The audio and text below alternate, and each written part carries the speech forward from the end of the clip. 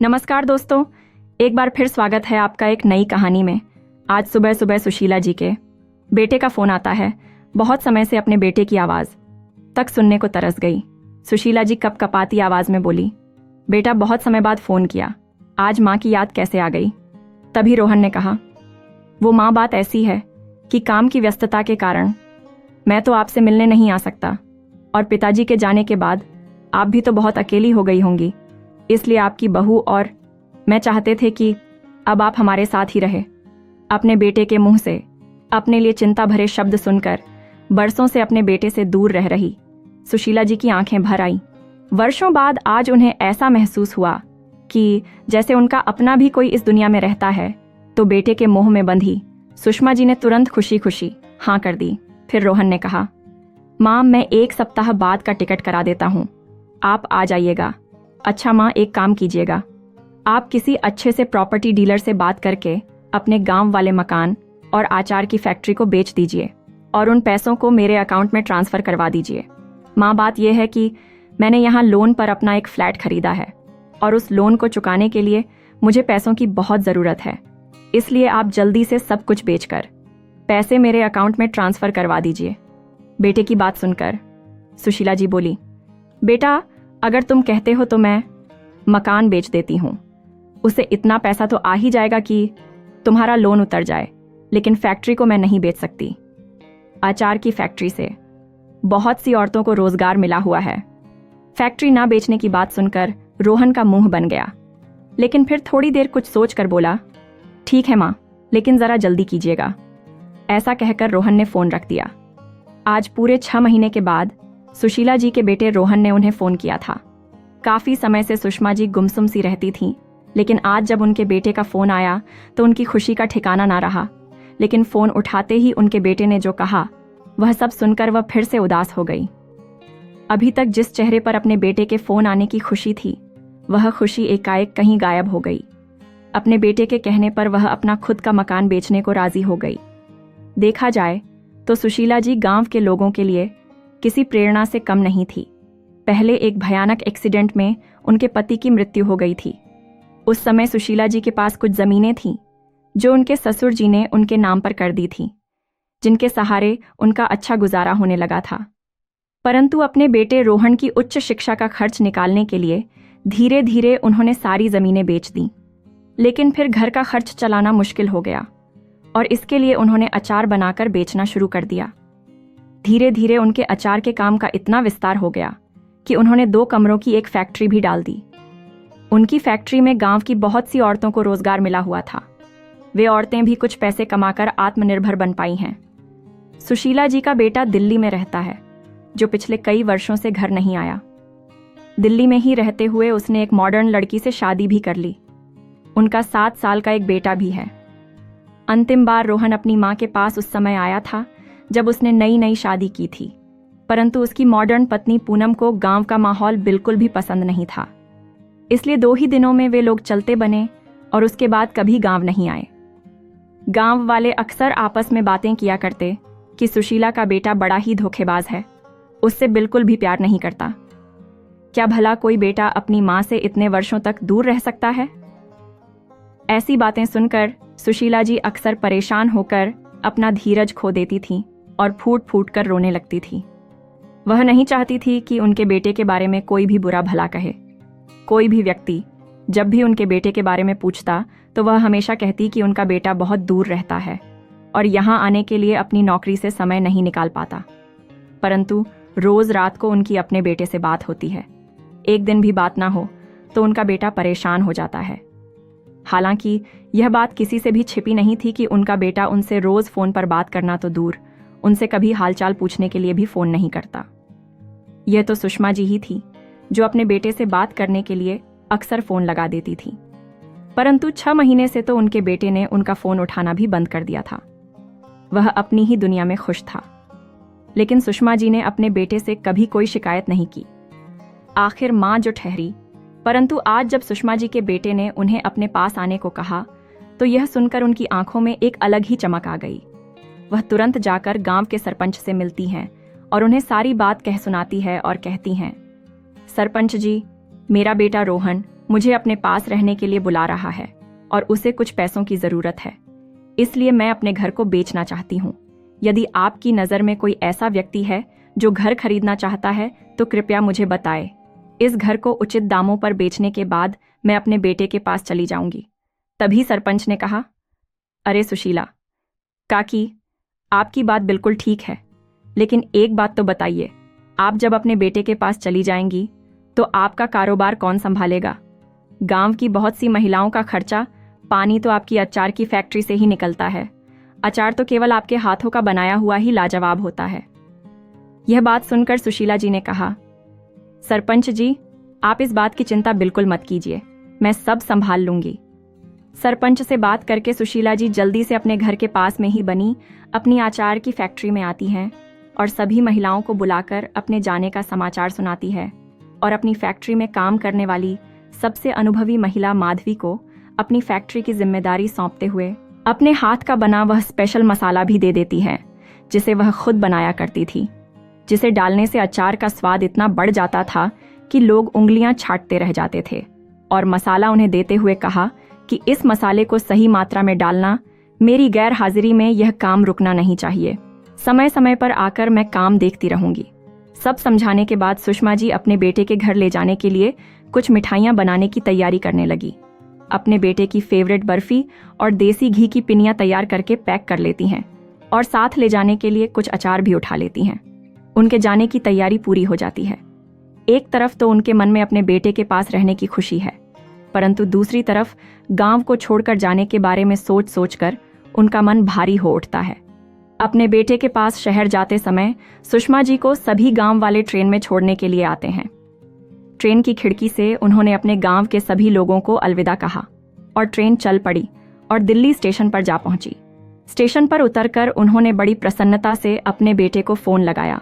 जैसे ही रोहन ने फोन उठाया, सुशीला जी ने तुरंत कहा, बेटा रोहन बेटा, मैं स्टेशन पर पहुंच चुकी हूं, परंतु तुम मुझे कहीं नजर नहीं आ रहे, जल्दी से आ जाओ, मैं बहुत थक गई हूं।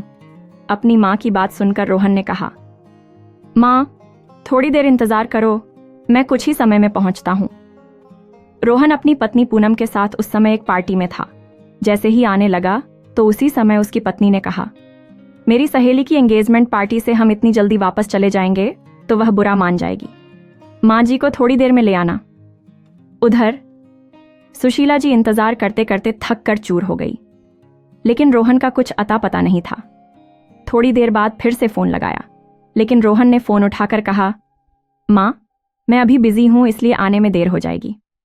मैं आपको एड्रेस बता देता हूं, आप खुद ही ऑटो करके घर पहुंच जाइए। ऐसा कहते हुए रोहन ने फोन काट दिया। बेटे का स्पष्ट सा जवाब सुनकर सुशीला जी के चेहरे पर थकान के साथ साथ निराशा के भाव भी आ गए और मन ही मन सोचने लगी कि मैंने तो सोचा था कि जब मैं स्टेशन पर पहुंच तो मेरे बच्चे मुझे लेने आ जाएंगे, लेकिन यहाँ तो अब मैं कहाँ भटक कैसे उसके घर तक पहुंच। ये सोचकर वह घबराने लगी। फिर हिम्मत करके तेजी से कदम बढ़ाकर ऑटो तक पहुंची। ऑटो वाले से दिए गए पते पर ले जाने को कहा। सुशीला जी जल्दी से ऑटो में बैठकर अपने बेटे के घर की तरफ रवाना हो गई। करीब आधे घंटे के बाद वे रोहन के फ्लैट तक पहुंच गए, लेकिन मुसीबत यहीं तक खत्म नहीं हुई। रोहन बिल्डिंग के चौथे फ्लोर पर रहता था और उस दिन लिफ्ट भी बंद पड़ी थी, शायद किसी तकनीकी खराबी के कारण अटक गई थी। सुशीला जी का सामान भी बहुत ज्यादा था, जिसे लेकर चौथे फ्लोर तक जाना उनके लिए बहुत मुश्किल था। तभी ऑटो वाले को उन पर दया आ गई और बोला, माँ जी लाइए, मैं सामान ऊपर तक चढ़ा देता हूँ। ऑटो ड्राइवर ने सारा सामान तुरंत चौथे फ्लोर तक पहुंचा दिया। सुशीला जी ने उसे ढेरों आशीर्वाद दिए और डोरबेल बजाई। अब तक उनके बेटा बहू भी घर पर आ चुके थे। सुशीला जी के बेटे रोहन ने दरवाजा खोला। इतने समय बाद अपने बेटे को देखते ही उनके चेहरे पर खुशी भरी चमक आ गई। इससे पहले कि वह कुछ बोलती, जोर जोर से कुत्ते के भौंकने की आवाज आने लगी। सुशीला जी जोर जोर से चिल्लाने लगी और हड़बड़ा कर दरवाजे से बाहर निकल गई। यह क्या रोहन, तुमने घर में कुत्ता पाला हुआ है? तभी पीछे से सुशीला का पोता अंकुर आया और बोला, दादी माँ, एक कुत्ता नहीं, हमारे घर तो 2-2 कुत्ते हैं। सुशीला जी और भी ज्यादा घबरा गई, क्योंकि उन्हें कुत्तों से बहुत डर लगता था। उसी समय रोहन बोला, माँ घबराओ मत, यह दोनों आपको कुछ नहीं कहेंगे। बेटा तुम्हें पता है कि मुझे कुत्तों से कितना डर लगता है। बहुत वर्षों पहले मुझे एक कुत्ते ने काटा था और तब मुझे बहुत से इंजेक्शन लगवाने पड़े थे। ना बाबा, मैं तो यहाँ नहीं रह सकती। मैं तो आज ही अपने घर वापस चली जाऊंगी। इतनी बात सुनकर उनकी बहू कमरे से बाहर निकली और कुत्तों को रस्सी से बांधते हुए बोली, माँ जी, ये कुत्ते आपको बिल्कुल नुकसान नहीं पहुंचाएंगे। आप बेझिझक अंदर आइए, थोड़े दिनों में ही आपके साथ इतने घुल मिल जाएंगे कि आपको बिल्कुल तंग नहीं करेंगे। ऐसा कहते हुए वह सुशीला जी को अंदर लेकर आई और सोफे पर आराम से बिठाकर पानी पिलाया। इतने वर्षों बाद अपने बेटे और बहू का चेहरा देखकर सुशीला जी की खुशी का ठिकाना ना रहा, लेकिन सुशीला जी ने महसूस किया कि उनके बेटे को उनसे मिलकर कुछ ज्यादा खुशी महसूस नहीं हो रही थी। उल्टा उसका तो मुंह बना हुआ था, लेकिन सुशीला जी ने इन सब चीजों को नजरअंदाज करते हुए अपने चेहरे पर खुशी के भाव बनाए रखे। लेकिन रोहन को अपनी मां से कोई सरोकार नहीं था। सुशीला जी गांव से बनाकर लाई हुई सारी चीजें अपनी बहू को देने लगी और सब कुछ देने के बाद अचार का डिब्बा निकालकर मेज पर रख दिया। जैसे ही अचार का डिब्बा निकाला, रोहन बौखला उठा और झुंझला हुए बोला, आप यहां भी अचार ले आई? क्या आपको नहीं मालूम कि मुझे अचार की खुशबू जरा भी पसंद नहीं है? मुझे अचार की महक तक नहीं चाहिए। अपने घर में ले जाइए और जाकर इसे बाहर फेंक दीजिए। रोहन के इतना कहने पर सुशीला जी ने तुरंत अचार के डिब्बे को वहां से उठा लिया और वापस अपने बैग में रख दिया। अभी घर पहुंचे उन्हें 2 घंटे भी नहीं बीते थे कि उनकी बहू पूनम उन्हें पूरा घर दिखा लगी और सारी जगह दिखाने के बाद उन्हें रसोई घर में लेकर आ गई और बोली, माँ जी, ये हमारा रसोई घर है। सारा राशन रसोई घर में नीचे की अलमारियों में ही रखा है और कुत्तों के खाने पीने का सामान अलग से बने इस ड्रॉर में रखा हुआ है। ऐसा कहते हुए एक एक करके बारीकी से सारे सामान के बारे में बताने लगी कि कौन सा सामान कहाँ रखा है। सुशीला जी यह सोचकर हैरान थी कि उनकी बहू आते ही यह सारी बातें उनको क्यों समझा रही हैं, कौन सी चीज कहाँ रखी है, ये सब बातें क्यों बता रही है। ये बात वे समझ नहीं पा रही थी। इतने में उनका पोता अंकुर बोला, दादी, क्या आपको मालूम है कि हम 1 महीने की छुट्टियों के लिए बाहर घूमने जा रहे हैं? हम वहां पर खूब मस्ती करेंगे। ये बात सुनकर सुषमा जी प्रश्नवाचक निगाहों से अपने बेटे बहू की तरफ देखने लगी। तभी उनका पोता अंकुर फिर से बोला, अरे दादी, आपको नहीं पता था क्या? तभी तो मम्मी पापा ने फोन करके आपको यहीं पर बुला लिया है, ताकि हमारे जाने के बाद कुत्तों का ध्यान रखा जा सके और घर की देखभाल कर सके। यह बात सुनकर तो सुशीला जी के पैरों तले जमीन ही खिसक गई थी। उनके आश्चर्य का काना न रहा, क्योंकि अब तक तो वह यही सोच रही थी कि उनके बेटे बहू को उनकी बहुत चिंता है। जिस कारण उन लोगों ने उन्हें बुलाया है वह कुत्तों से बहुत ही दूर रहती थी और अब तो उन्हें उनकी देखभाल करनी पड़ेगी। यह बात सोचकर सुषमा जी ने कहा, बेटा, तुम तो जानते हो कि मुझे कुत्तों से कितना डर लगता है, फिर भी तुम मुझे यहाँ अकेला इन कुत्तों के साथ छोड़कर जा रहे हो। मुझसे नहीं हो पाएगा। यह सब काम तभी रोहन ने अपनी मां को समझाते हुए कहा, ये आप कैसी बातें कर रही हैं? ये कुत्ते बस 2-4 दिन ही आपको परेशान करेंगे, उसके बाद तो इन दोनों से आपकी दोस्ती हो जाएगी। ऐसा कहते हुए रोहन अपने कमरे में चला गया। उधर बेचारी सुशीला जी ने तो यह सोचा था कि वह अपने बेटे बहू के साथ हंसी खुशी से रहेंगी, लेकिन यहाँ तो बेटे बहू ने उन्हें अपने घर की नौकरानी बनाकर रख दिया। तभी उनकी बहू पूनम बोली, माँ जी, आप यहाँ अकेली नहीं रहेंगी। काम वाली बाई तो रोज आती है, वह आपकी हर काम में मदद कर देंगी। खैर, जब रात बीती और सुबह हो गई तो बेटा बहू अपने बेटे को साथ लेकर छुट्टियां मनाने के लिए सामान पैक करके निकल पड़े। अब घर में बची सिर्फ सुशीला जी, जो कि अकेले घर में रह गई थी, परंतु फिर भी उनके मन में एक संतुष्टि थी कि चलो, काम वाली बाई तो आ ही जाएगी तो उनका काम हल्का कर देगी। अभी सोच ही रही थी कि अचानक फोन की बेल बजी। उनकी बहू पूनम ने फोन पर कहा, माँ जी, काम वाली बाई कुछ दिनों के लिए नहीं आ पाएगी। अभी अभी उसका फोन आया था। उसका पति अचानक बीमार हो गया है और अस्पताल में भर्ती है, तो घर पर सारा काम आप ही देख लेना। इतना कहकर उसने फोन रख दिया। इतने बड़े घर में सुशीला जी दोनों कुत्तों के साथ अकेली रह गई। वे कुत्तों से बहुत डरती थीं, परंतु फिर भी उन्हें खाना खिलाने की कोशिश करने लगी। लेकिन दोनों कुत्ते अनजाना चेहरा देखकर बेकाबू हुए जा रहे थे और जोर जोर से भौंक रहे थे। वे दोनों सुशीला जी को तंग कर रहे थे। पूरे घर में ऊधम मचाकर रखा खा हुआ था। जिस प्रकार से उनकी बहू ने उन्हें खाना देने को कहा था, वे उसी तरह से उन्हें खाना खिलाने लगी। फिर धीरे धीरे दोनों कुत्तों से उनकी दोस्ती होने लगी और कुछ ही दिनों में वे दोनों उनकी सारी बात मानने लगे और उनके साथ घुल मिल गए। शाम के समय सुशीला जी थोड़ी देर के लिए कुत्तों को टहला के लिए बाहर ले जाती थी। धीरे धीरे सोसाइटी के बहुत से लोग के साथ उनकी जान पहचान हो गई थी। वे कभी कभी उन लोगों को अपने हाथ का बना हुआ अचार भी छोटे छोटे डिब्बों में डालकर दे देती। जब सोसाइटी के लोगों ने उनके अचार का स्वाद चखा तो सब लोगों ने उनके अचार की बहुत तारीफ की। यहाँ भी उनके अचार की मांग होने लगी, परंतु सुशीला जी अपने बेटे के डर से अचार नहीं बना सकती थी। एक दिन जब सुषमा जी अपने कुत्तों को घुमाकर लिफ्ट से ऊपर की ओर आ रही थी, जैसे ही लिफ्ट का दरवाजा खोला तो उन्होंने देखा कि बाहर फर्श पर एक खूबसूरत सी पोटली पड़ी थी। उन्हें लगा कि शायद इसमें कोई कीमती चीज हो सकती है जो किसी के हाथ से गलती से गिर गई है। ऐसा सोचकर उन्होंने उस पोटली को उठाया और जब घर जाकर उसे खोलकर देखा तो उसमें सोने के जेवर थे। ये देखकर उन्हें बड़ी हैरानी हुई। फिर कुछ सोचकर उन्होंने उस पोटली को अपने पास ही रख लिया। अगले दिन सुबह उन्हें सोसाइटी में कुछ शोरगुल की आवाज आने लगी। शोर सुनकर सुशीला जी बाहर निकली तो उन्होंने देखा कि एक लड़की फूट फूट कर रो रही थी और उसकी माँ उसे लगातार डांट रही थी। पूछने पर पता चला कि उसकी कुछ ही दिनों में शादी है और उसने अपने सोने के गहने कहीं गुम कर दिए हैं। यह सुनकर सुशीला जी उस लड़की के पास गई और उससे पूछने लगी कि तुम्हारे जेवर किस चीज में रखे थे। तो उसने बताया कि वो एक पोटली में रखे थे। यह सुनकर सुशीला जी तुरंत अपने फ्लैट में गई और थोड़ी ही देर में वो पोटली लेकर आ गई और उसे देते हुए बोली कि बेटा, यह पोटली मुझे लिफ्ट के बाहर गिरी हुई मिली थी, तो मैंने इसे अपने पास सुरक्षित रख लिया था ताकि यह जिसकी अमानत है मैं उसके हाथों में सौंप सकूं। अब अपनी इस अमानत को संभाल कर रखना। सुशीला जी की इस सरलता और समझदारी पर सोसाइटी के सभी लोग उनसे बहुत प्रभावित हुए। अब तो उन्हें यहाँ भी बहुत अच्छा मान सम्मान दिया जाने लगा। लोग उन्हें काकी कहकर बुलाने लगे, जैसे कि उन्हें गांव में बुलाया जाता था। एक दिन सोसाइटी में एक मीटिंग रखी गई। अपने बेटे और बहू की तरफ से सुशीला जी उस मीटिंग को अटेंड करने चली गई। मीटिंग में सभी को यह जानकारी दी गई कि उनकी सोसाइटी में खाना बनाने की प्रतियोगिता आयोजित की जा रही है और जो भी लोग इस प्रतियोगिता में हिस्सा लेना चाहते हैं वह इसमें भाग ले सकते हैं। फिर क्या था, समिति के बहुत से लोगों ने उस प्रतियोगिता में भाग लिया, लेकिन सुशीला जी सारी बात सुनती हुई चुपचाप बैठी रही। उन्होंने किसी से कुछ नहीं कहा। तभी सोसाइटी वालों ने कहा, अरे काकी, आप तो बहुत अच्छा अचार बनाती है, तो क्यों ना आप भी इस प्रतियोगिता में हिस्सा ले। इस प्रतियोगिता में जीतने वाले को 2 लाख रुपए की इनाम की राशि दी जाएगी। समिति के सभी लोगों के आग्रह किए जाने पर सुशीला जी प्रतियोगिता में हिस्सा लेने के लिए तैयार हो गई। प्रतियोगिता की तैयारी के लिए उन्होंने अचार बनाना शुरू कर दिया।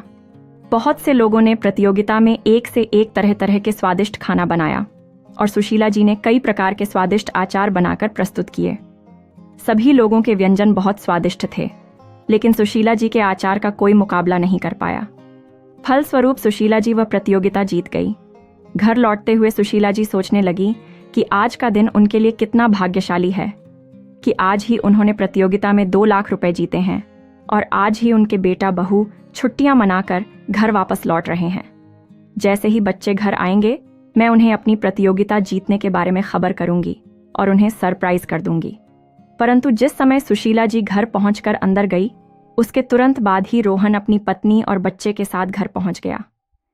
जैसे ही उन लोगों ने घर में कदम रखा तो घर की हालत देखकर दोनों बेटा बहू आग बबूला हो गए। उन्होंने देखा कि पूरा घर उथल पुथल हुआ पड़ा था। उनके दोनों कुत्तों ने उनके घर के पर्दे फाड़ दिए थे और घर में इधर उधर उछल कूद कर रहे थे। उन्होंने घर की कुछ कीमती चीजों को भी तोड़ दिया था। यह सब देखकर पूनम अपनी सासू माँ पर चिल्लाने लगी। कहने लगी, माँ जी, थोड़े दिनों के लिए भी आप घर नहीं संभाल पाई। इतनी लापरवाह कैसी हो सकती है? आप जरा देखिए तो पूरे घर को जंगल बनाकर रख दिया है। तभी सुशीला जी बोली, बेटा, मैंने सोसाइटी में खाना बनाने की प्रतियोगिता में भाग लिया था, इसलिए पीछे से कुत्तों ने यह हाल कर दिया। देखो तो, मैंने प्रतियोगिता में अचार बनाकर 2 लाख रुपए का इनाम जीता है। तभी रोहन बोला, आपने यहां भी यह तमाशा करना शुरू कर दिया। गलती हमारी ही थी जो हमने घर की जिम्मेदारी आपको सौंप दी। ऐसा बोलते हुए वे दोनों पैर पटकती हुए अपने कमरे में चले गए। बेटे बहू की बात सुनकर सुषमा जी हैरान रह गई। प्रतियोगिता जीतने की खुशी वहीं धरी रह गई। बेटे बहू की तीखी बातें लगातार उनके कानों में गूंजती जा रही थीं। वे रात भर सो ना सकी और अगले दिन सुबह होते ही उन्होंने अपना सारा सामान पैक कर लिया और तुरंत रेलवे स्टेशन की ओर चली गई।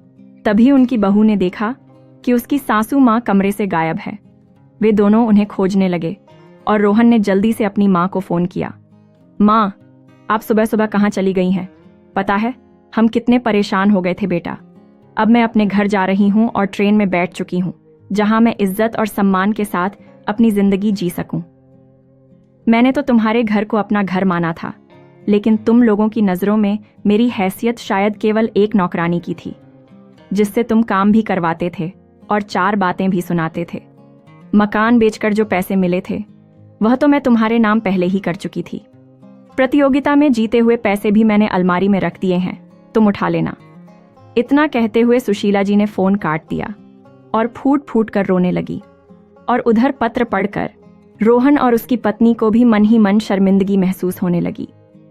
गांव का मकान तो सुशीला जी ने बेच दिया था, लेकिन अब वह अपनी आचार की फैक्ट्री में ही बने कमरे में रहने लगी और अपनी फैक्ट्री में व्यस्त हो गई। उन्होंने अपने आचार के काम को और आगे बढ़ाया। आचार की फैक्ट्री शुरू किए हुए आज उन्हें 20 साल हो चुके थे। कुछ दिन बीतने के बाद उनके पास एक सरकारी लेटर आया, जिसमें लिखा था कि अब उन्हें सरकार की तरफ से सम्मानित किया जाएगा। यह सुनकर सभी गांव वाले बहुत खुश हुए। कुछ ही दिनों में सुशीला जी को उनके द्वारा की गई समाज सेवा के लिए बहुत बड़ा अवार्ड दिया गया और खूब सम्मानित किया गया। अगले दिन अखबार में भी यह खबर छपी। यह बात सुशीला जी के बेटे तक भी पहुंच गई। बहुत से बड़े बड़े लोगों ने सुशीला जी की तारीफों के पुल बांधते हुए उनके कार्यों को सराहनीय बताया। यह सब देखकर उनके बेटे के मन में प्रश्न उठने लगे कि उसकी माँ के जिस हुनर को सारी दुनिया ने पहचान लिया, तो वो उनका बेटा होते हुए भी क्यों ना पहचान पाया। क्यों हर कदम पर उसने अपनी माँ को हत्तो उत्साहित किया। अब वह खुद को रोक ना पाया और अगले ही दिन रोहन अपनी पत्नी को लेकर माँ के पास गांव में पहुंचा। उनकी बहू पूनम उनके पैरों में गिरकर अपने व्यवहार के लिए माफी मांगने लगी तो रोहन कहने लगा, माँ, मैंने हमेशा आपको आगे बढ़ने से रोका, लेकिन आज मुझे एहसास हो रहा है कि मैंने आपके साथ कितना गलत किया। ऐसा कहते हुए रोहन रोते हुए सुशीला जी के पैरों में पड़ गया। परंतु सुशीला जी, जो उनके व्यवहार से अंदर तक आहत हो चुकी थी, कुछ बोल ही ना सकी। परंतु उनकी आंखों से आंसुओं की कुछ बूंदें निकलकर उनके बेटे रोहन के हाथ पर जा गिरी। यह देखकर रोहन बोला, माँ, मैं जानता हूं कि हमने आपका बहुत दिल दुखाया है, लेकिन एक बार, केवल एक बार अपने इस नादान बेटे को माफ कर दो। बचपन में जब मैं गलती करता था तब आप मुझे एक थप्पड़ लगा देती थी और मैं सीधे रास्ते पर आ जाता था। फिर अब क्यों नहीं, जितने जी चाहे मुझे थप्पड़ लगा लो, लेकिन मुझसे बात करना मत छोड़ो माँ। ऐसा कहते कहते रोहन रोने लगा। बेटा, तुम चाहे कितने भी बड़े क्यों ना हो, जाओ, मेरे लिए तुम मेरे छोटे बच्चे ही रहोगे। कहते हुए सुषमा जी ने अपने बेटे बहू को गले से लगा लिया। आज माँ और बेटे के बीच की सारी कड़वाहट दूर हो गई थी। उनकी बातें सुनकर फैक्ट्री में उपस्थित सभी लोगों की आंखें भर आईं। आज सुषमा जी का अपना बेटा उन्हें वापस मिल चुका था। तो दोस्तों, आपको यह कहानी कैसी लगी? लाइक और कमेंट करके ज़रूर बताएं और चैनल को सब्सक्राइब करना बिल्कुल ना भूलें। मिलते हैं एक नई कहानी के साथ। धन्यवाद।